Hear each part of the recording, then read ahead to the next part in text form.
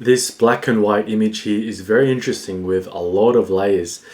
So I want to unpack this carefully by first looking at what's literally there, what we see, and then sort of examining the emotions here and the different interpretations we can have for this image.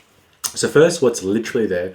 If we start with the background, we can see some blinds, some random household objects, and we can't really tell much from the setting. From the midground, the main focus of this picture, of course, is the small girl. She's attached to some kind of apparatus. It seems like a medical device, perhaps a breathing ventilator, and she's lying horizontally on a bed. The setting suggests so far that we're sort of in a hospital setting and perhaps we're in a children's ward. On the foreground here we see a bowl of water with some ducks swimming around, and it sort of just suggests that these ducks are maybe brothers and sisters of each other. Now, onto what's the different interpretations here and the different emotions. There's some interesting pairs of emotions here, I think. Firstly, looking at the contrast between sort of sadness and happiness.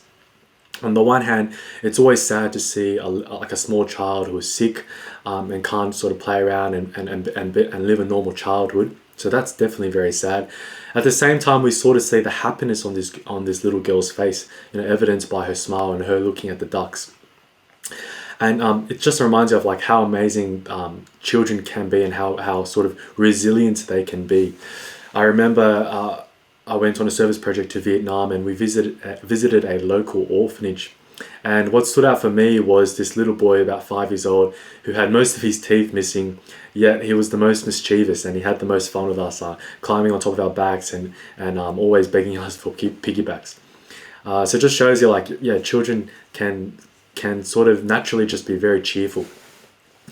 There's also, I think, an interesting contrast here between being lonely and being supported by family and friends, because it's obvious that there's no sort of people around her, even though she's quite young.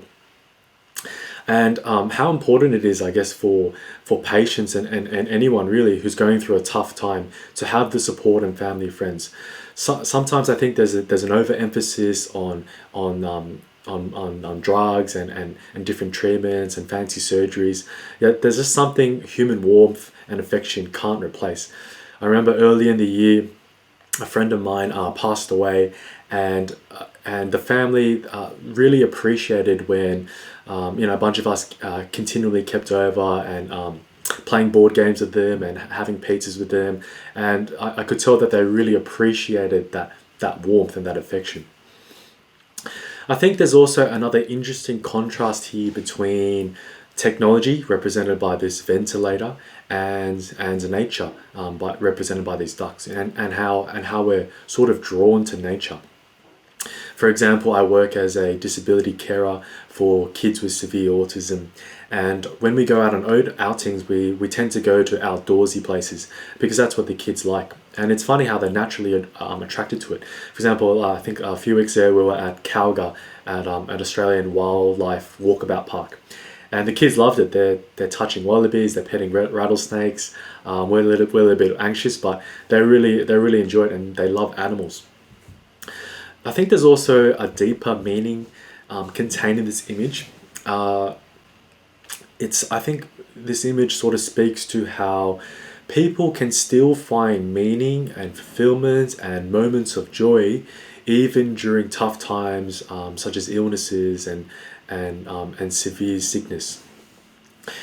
One of my favorite books is a memoir by Paul Kalanithi, When Breath Becomes Life. He's sort of this accomplished neurosurgeon who gets an inoperable brain tumor, and the book is about how he deals with that.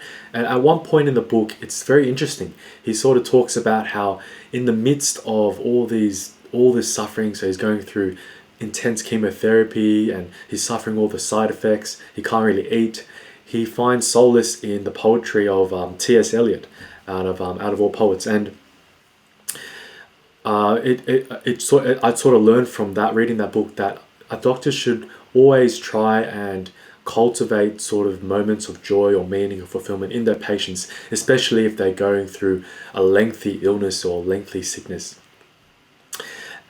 Yeah, and that's how I want to interpret this image.